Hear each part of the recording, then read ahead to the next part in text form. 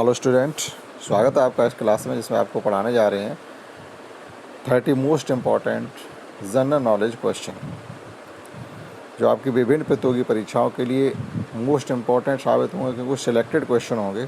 शुरू करते हैं क्वेश्चन फर्स्ट से। फर्स्ट क्वेश्चन है कि रणजी ट्रॉफी क्रिकेट 2021-22 पहली बार किसने जीती?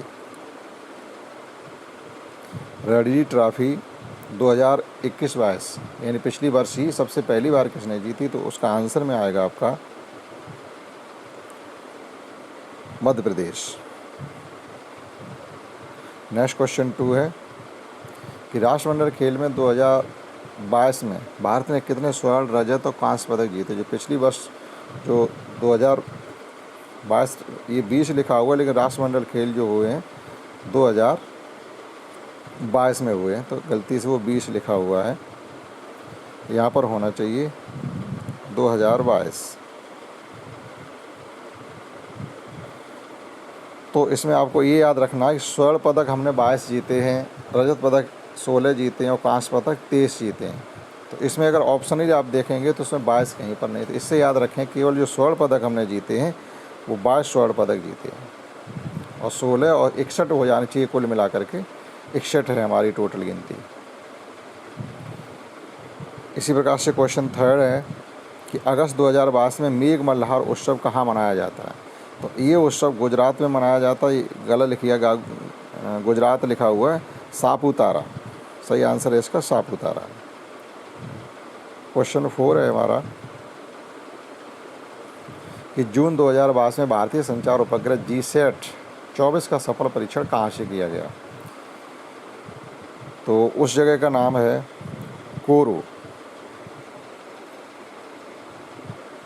कोरू से ये परीक्षण किया गया था। और क्वेश्चन 5 है कि 26 जुलाई 1999 को करगिल युद्ध में भारतीय सेना द्वारा कौन सा ऑपरेशन चलाया गया था? तो उस ऑपरेशन का नाम है ऑपरेशन विजय। भारतीय सेना में हलीना नामक नाम मतलब किसका है? भारतीय सेना में ऐसी कौन सी चीज़ है इसका नाम हलीना है? तो वो है एक बंदूक, एक राहुल का नाम, या एक मतलब राइफल का नाम है यहाँ पर, एक टैंक रोधी मिसाइल का नाम है, एक या हवाई जहाज़ का नाम। तो वो सही आंसर आपका होगा एक टैंक रोधी मिसाइल का नाम जो है वो हलीना है। क्वेश्चन 7 है कि नई दिल्ली में इंडिया गेट स्मारक को किस युद्ध में मारे गए भारतीय सैनिकों की याद में बनवाया गया था?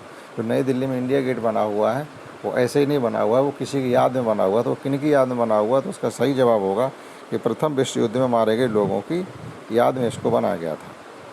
राष्ट्रीय रक्षा अकादमी अवस्थित कहाँ है? जो जैसे NDA वगैरह जो पास करके जाते हैं इनको ट्रेनिंग कहाँ दी जाती है? तो वो स्थान का नाम है खड़गवासला। 9 क्वेश्चन है कि भारतीय सेना दिवस कब मनाया जाता है? भारतीय सेना दिवस कब मनाया जाता है? तो भारतीय सेना दिवस हर वर्ष 15 जनवरी को मनाया जाता है। और इंटरपोल का मुख्यालय कहाँ अवस्थित है? इंटरपोल का मतलब होता है इंटरनेशनल पुलिस, जो अंतर्राष्ट्रीय मतलब जो मुद्दे होते हैं उनको, केस को या उन चोरों को पकड़ने काम करती है, हर जगह जा सकती है। तो उसका मुख्यालय लियोन फ्रांस में है। 11 क्वेश्चन है कि RDX क्या है?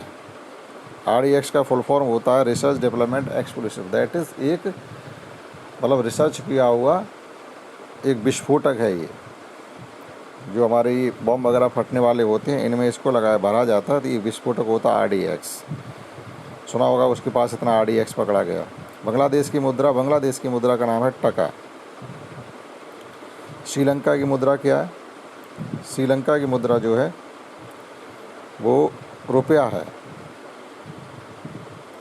निम्नलिखित देशों की मुद्रा में कौन सही सम्मिलित है ये कह रहे? तो सही सम्मिलित रहने का मतलब ये है कि म्यांमार की मुद्रा क्यात ही है, यूरोपीय संघ की यूरो है, भूटान की नगुल ट्रम है। इसका मतलब ये सभी ही सही सम्मिलित हैं। नेक्स्ट क्वेश्चन 15 है कि CTBT का पूरा नाम क्या? CTBT का पूरा नाम है comprehensive test ban treaty. Question 3 वो ऑप्शन 3। RAF किसका संक्षिप्त रूप? RAF होता है एक फोर्स होता है, जैसे PAC है, CRPF है, BSF है, इसी प्रकार से एक RAF होता है। तो उसका होता है रैपिड एक्शन फोर्स, तुरंत कार्रवाई करने वाला कोश। रक्त स्कंदन के लिए क्या आवश्यक है? रक्त स्कंदन के लिए विटामिन के आवश्यक है। विटामिन डी की कमी से रिकेट्स हो जाता बच्चों, हम सब लोग जानते हैं इस बात को। कौन सा भोजन तुरंत शक्ति प्रदान करने वाला होता है? यानी ऐसी कौन सी चीज़ आप खा लेंगे तो आपको तुरंत एनर्जी प्राप्त हो जाएगी शरीर में? तो वो है हमारा प्रोटीन, मक्खन, खनिज पदार्थ या कार्बोहाइड्रेट। तो इसमें आपको कार्बोहाइड्रेट बताना पड़ेगा। वैसे अगर इसमें ग्लूकोज का ऑप्शन होता तो आप ग्लूकोज को इसमें टिक करते। आलू निम्नलिखित में किसका प्रमुख? आलू से हमें कार्बोहाइड्रेट प्राप्त होता है। खट्टे फलों के सेवन को बढ़ाने से निम्नलिखित में से कौन सी बीमारी ठीक हो जाती है? खट्टे फल खाते हम लोग स्कर्वी रोग से बचने के लिए। आपके अंदर स्कर्वी रोग अगर हो रहा है शरीर में तो आप खट्टे फल खाएंगे, जैसे नींबू है, मौसमी है, टमाटर है, आंवला है, इनको अगर खाएंगे तो स्कर्वी रोग से बचा जा सकता है। वसा में घुलने वाले विटामिन कितने प्रकार के होते हैं? वसा में घुलने वाले विटामिन जैसे जल में घुलने वाले विटामिन होते हैं बी और सी, और वसा में घुलने वाले विटामिन 4 होते हैं, वो है हमारा ए, डी, ई, के। ये जो 4 विटामिन है वो वसा में घुलनशील विटामिन होते हैं। 2 विटामिन ऐसे होते हैं जल में घुल जाते हैं। नेक्स्ट क्वेश्चन 23 देखते हैं कि चेचक रोग का कारक कौन सा? मतलब चेचक रोग अगर आपके अंदर हो रहा है तो उसे कौन लाया होगा? कौन सा वायरस या जीवाणु आपके अंदर लेके आता है? तो उस वायरस का नाम है वेरिसेला विषाणु।